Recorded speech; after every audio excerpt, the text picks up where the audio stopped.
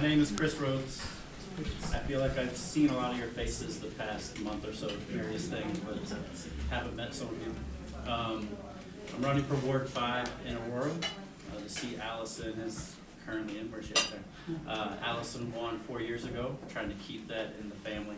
I don't know, who I am is a weird thing to talk about, a room full of mostly strangers. Because, I am in some ways,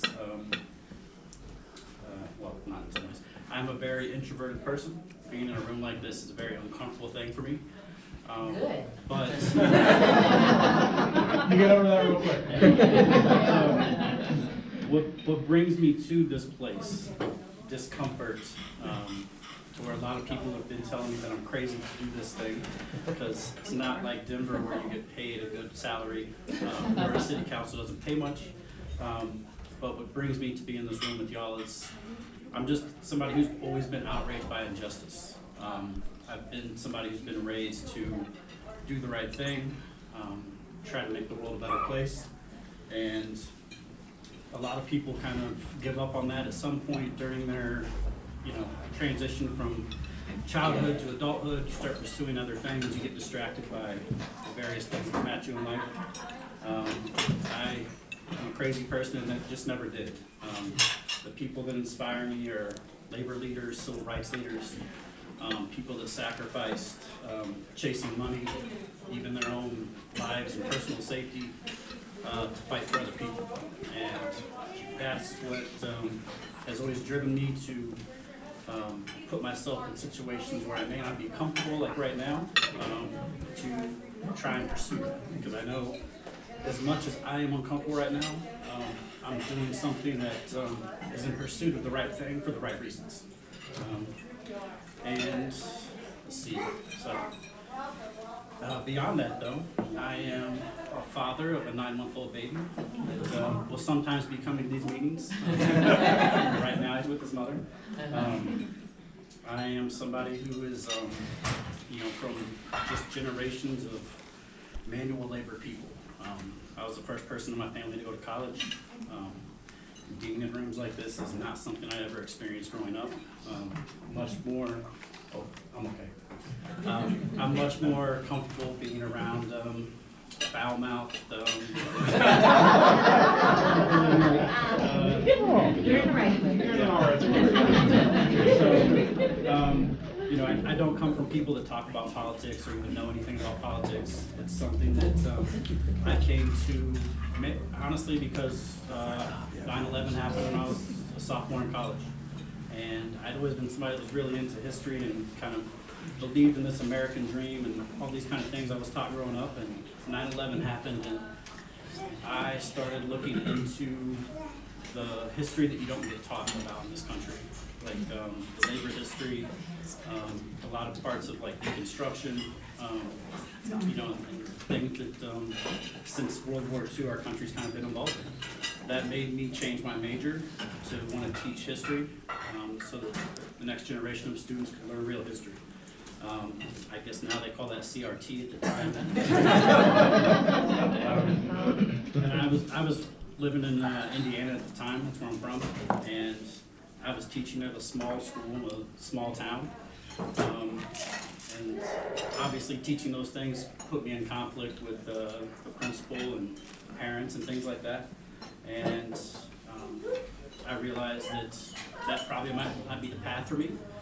So I spent the next few years working with at-risk youth. I kept looking for opportunities for me to kind of find a position where I could try to make the world a better place. Eventually that brought me to Colorado. I got involved with labor organizing out at the airport. Did that for 4 years.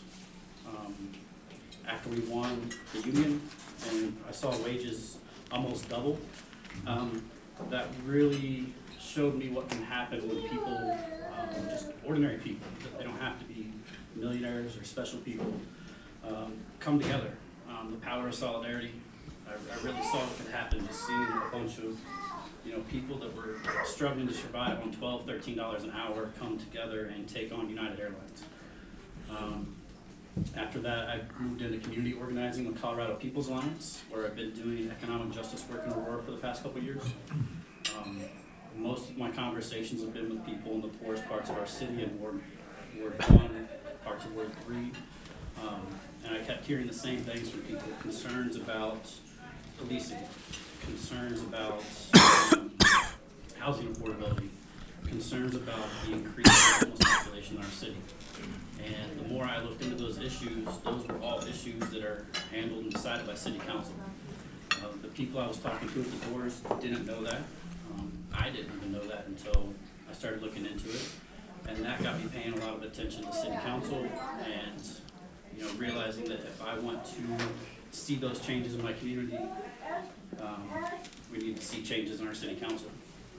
And I got to know Juan and Allison. I knew Allison was kind of considering not running, maybe not running. And she told me she was not running for Ward 5, and they were kind of struggling to find somebody.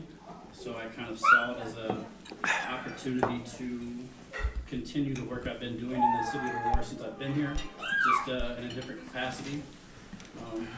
So I talked to Melissa Garland, who's not here, about running, and she thought I had a good story and a good experience in the city, so encouraged me to give it a shot. So I decided to run it, and now we're trying to get the first Democratic majority in our city's history, at least that I'm aware of, and that allows us to do a lot of things that, you know, need to change in the city, that Juan and Allison and Crystal and Ruben and these people have been fighting for years now, but just haven't had the votes to do. If we get a majority on council, we can have a different housing strategy. We can have a different development strategy just for the city in general. The way we handle our water conservation and pollution and the issue we have going on in Ward 6 right now with fracking, all of these things are handled differently if we have a Democratic majority. If we had a Democratic majority the past couple of decades, the city would have developed differently. And you know, these are the things that we're fighting for. These are the things that are impossible to change if we don't have a Democratic majority. And given how hard I know Allison fought to win this seat, it's very important to me that we don't lose this seat under my attempt to run for office. I still don't know who my opponent is yet, so that's kind of interesting, but yeah, I feel like that's me in a nutshell. So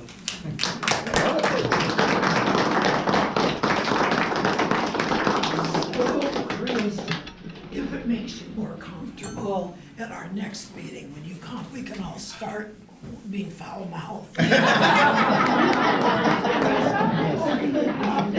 Say a few words. I grew up in the Union, so I can cuss like a sailor. We'll assign someone to cuss you out. Yeah, we'll have Dr. Matise. He can help you through that. So I just want you to know that this group is a friendly group. So I know it's nervous, you get nervous in talking in front of a crowd, but a lot of folks have gotten their career started by coming to this group. And we're a good place to test out your message, test out all your kind of stuff, and we'll tell you that sucks, no it doesn't. So just relax, nobody's gonna throw tomatoes, all right? all right. So do you have questions for Chris? All right. No question. Good enough, Earth. All right. All right. So, Jason has arrived, but I'm gonna go to Brian, because he was here.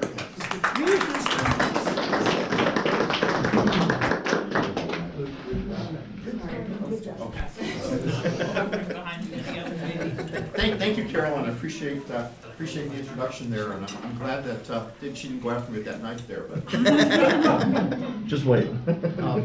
but I'm Brian Matise. I'm running for Ward 6.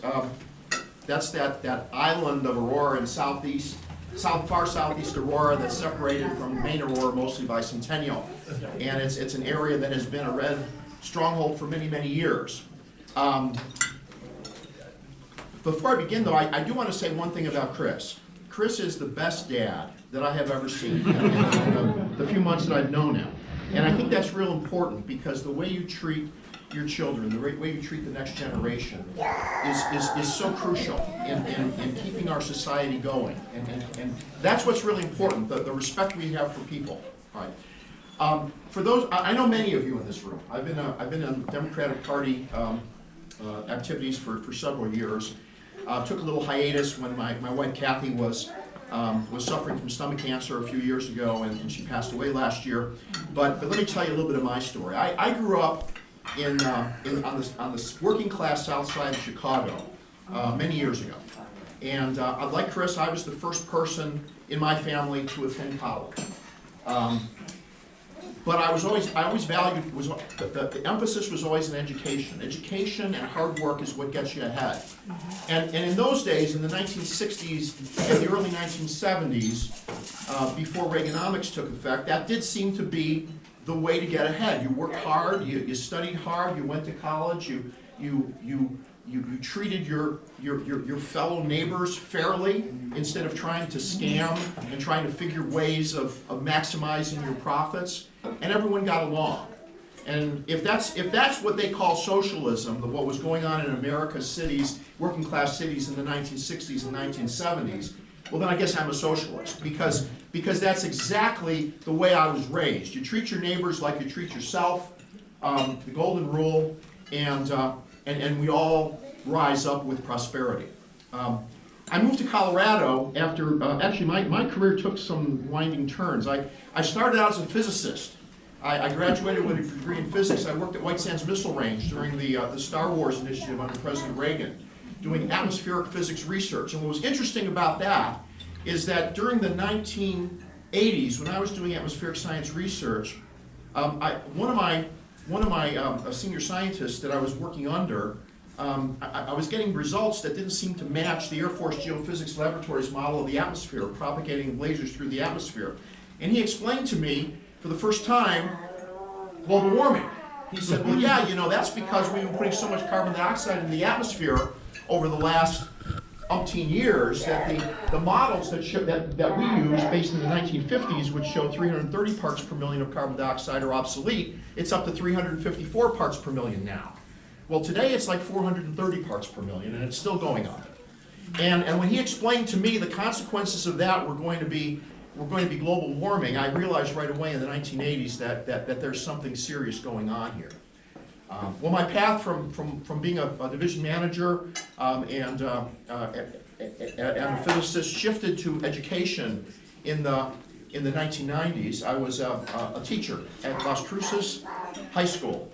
I taught introductory 9th grade physical science. I taught 12th grade physics and AP physics. I taught chemistry. I taught mathematics. Public school. I was a member at that time of the teachers union there, and we worked hard. We worked hard to educate each student individually, regardless of whether English was a second language, as the case was of about 30% of my students, or whether or not they were advanced placement students. And believe it or not, Las Cruces High School, one of the poorest areas of New Mexico, had one of the top performing schools, public schools in the state of New Mexico in the 1990s when I was there, and I was really proud of it. Well, eventually, though, after 4 principals in 5 years, I decided that was enough, and there was just too much politics going on in the school, so I got involved in law, and I went to law school at the University of New Mexico, and eventually, after marrying the love of my life, Kathy, made my way to Colorado in 2002. And I've been an Aurora resident now. Moved in 2003. I've been an Aurora resident now for over 20 years. The concerns that I have with Aurora is that the first thing I did when I moved into my new neighborhood, Tollgate Crossing, back in 2005, I lived in this thing called the Metropolitan District, and I didn't know what it was. And I did some research on it as a scientist and as the scholarly type of investigator I was. And I discovered that this thing called the Metropolitan District was this newfangled kind of development tool, this is back in 2005, that was being used to promote development. And that's not a bad thing. I'm not against development. Actually, Tollgate Crossing Metro District, we did well. But what was great about it is that I got on the board of directors. I ran for election. It was sort of a secret. I don't know how many of you know? How many of you know that 3,300 Colorado governments with over $3 trillion of authorized debt are going to be holding elections in May, and that the deadline for self-nomination forms is 2 weeks away, on February 24th. Most people don't know that because this is a secret, private kind of a election scheme that they don't want people to know about. Well, I learned in 2005 that I could run, and I got on the ballot, and I defeated one of the D.R. Horton vice presidents. And we as a community, we convinced the developers to resign from the board and appoint 4 more, and eventually elect 4 more homeowners on the board. And since then, since 2006 and 2007, the homeowners of Tolgate Crossing have controlled the board of directors. And that's made an important difference because instead of government of the people for the developers, it was government of the people, for the people, and by the people, too, by the homeowners in this case. And what we did is we turned Tolgate Crossing around. We had a developer that wasn't paying their bills, that failed. We foreclosed on their property and brought in a new developer, negotiated an arm's length agreement with the new developer as to what needed to be done to put in improved infrastructure at a fair price. And we made sure that it was all done within budget and at a fair deal to homeowners. And today, Tolgate Crossing is virtually debt-free. We will have paid our debt in a few more years. Thank you. They said you can't go to the voters. These developers say you can't go to the voters, the ordinary people, and get a Tabor resolution passed because these voters will never approve it. Well, guess what? In 2018, when I saw the debt was being paid off, and I had looked at a long-range 20-year plan, we went to the voters and we said, look, this is what we'd like to do. We'd like you to vote an increased operations tax on yourself.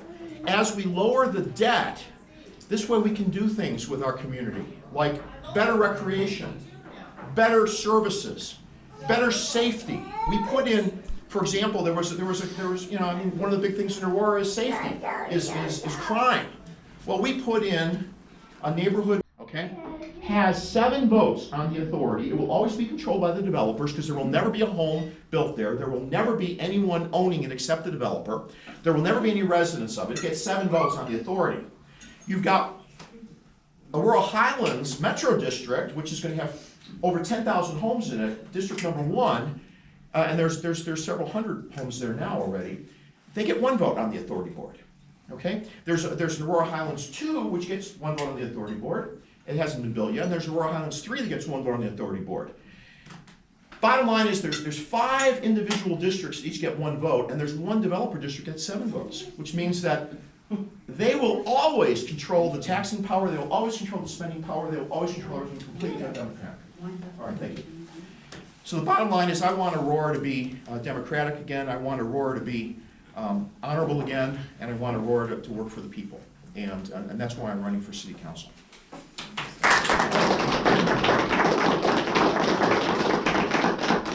We have 1 introvert and 1 extrovert.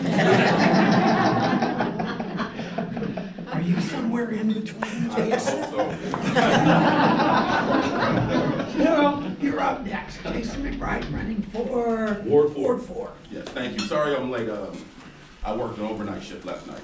In my other capacity, I am secondary violence prevention specialist and violence interruption specialist for the Struggle with Love Foundation.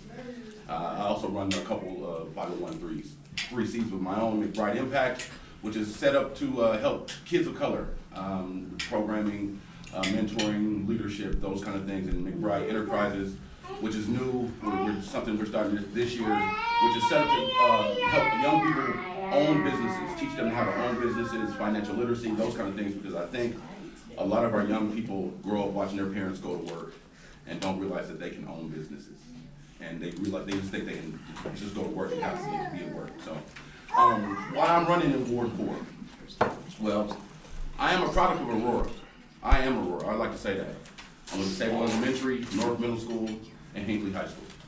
And I've watched Aurora grow in vast and land and people. But but I've watched Aurora change too. Not always for the better, sometimes for the better, but not always for the better. There are a lot of things that we can do out here in Aurora to make Aurora a dream city, in my opinion. I believe that Aurora has the true potential for people to live the American dream. I don't think we've ever done that.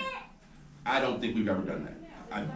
We can talk about racism, we can talk about all the things that why I don't think that Aurora or anywhere else in this country has honestly lived up to what they say the American dream. Aurora has that opportunity. We have the diversity, we have the people, we have everything out here that we need.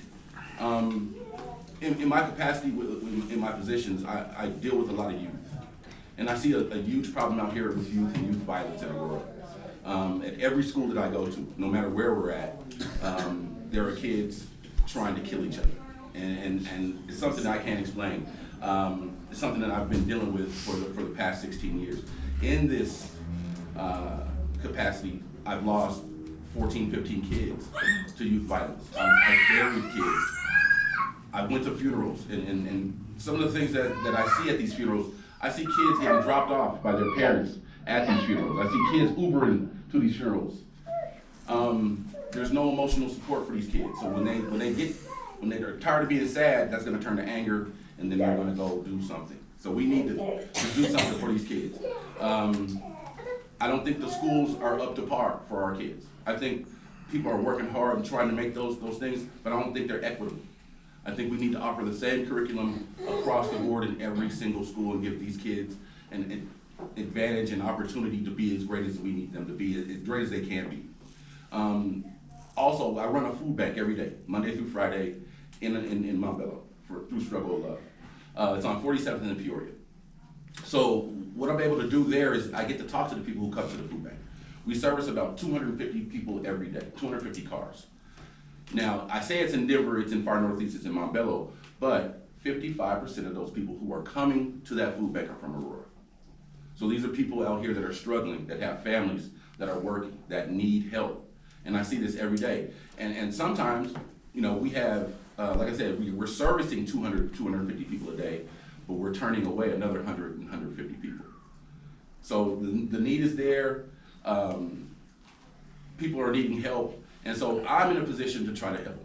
And so sometimes, and that's why I'm late, my motto is I give 100% of myself to 100% of my kids 100% of the time.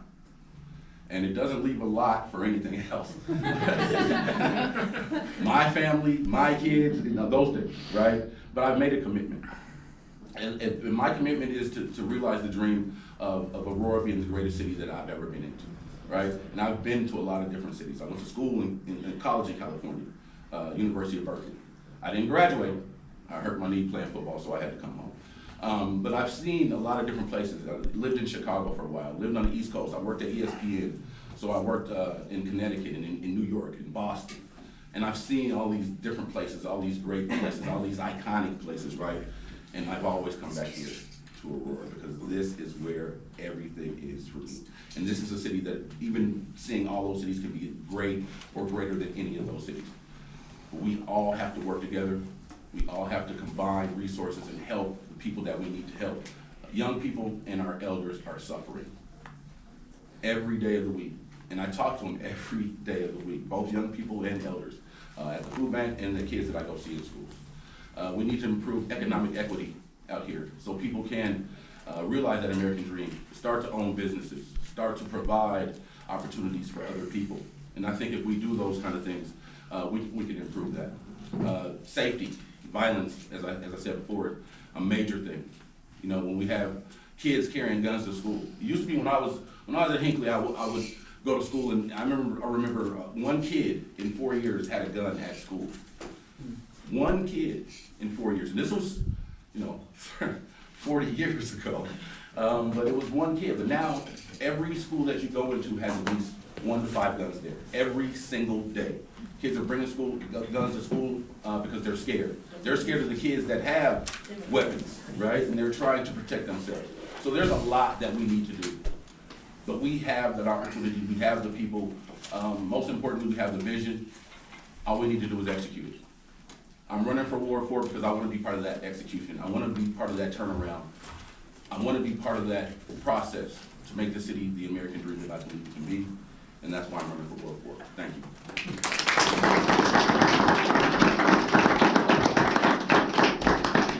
Okay, any questions for these three? Oh, come on. Okay, you got off lucky, guys. Okay, next month, watch out. So, we have some folks that are leaving for the NAACP meeting, but I want to recognize Dr. Kiki, Superintendent of Schools. Yeah, Thank you, Carolyn. So last month when we were here, I kind of gave us a little update on the superintendent search, and I did talk about the different outreach and engagement, community engagement that will be happening. And so those are going to start on Valentine's Day. So I do have, if you don't mind, I will give you each a sheet, but there is here, so HYA, which is the firm that we have contracted to help us for the search, is going to start a community focus groups and engagement. I urge you all to participate. Pick a date or two and show up. There will be virtual, there will be also in person. So if you can if you can go to both, even better. But if you cannot, at least endeavor to show up for one. Your voice is needed so that tomorrow you don't say, I remember when Dr. Kiki was on the board and she never reached out to me to, and then she hired that superintendent over there. So I need your voice, we need your voice. We as a board are trying our best to capture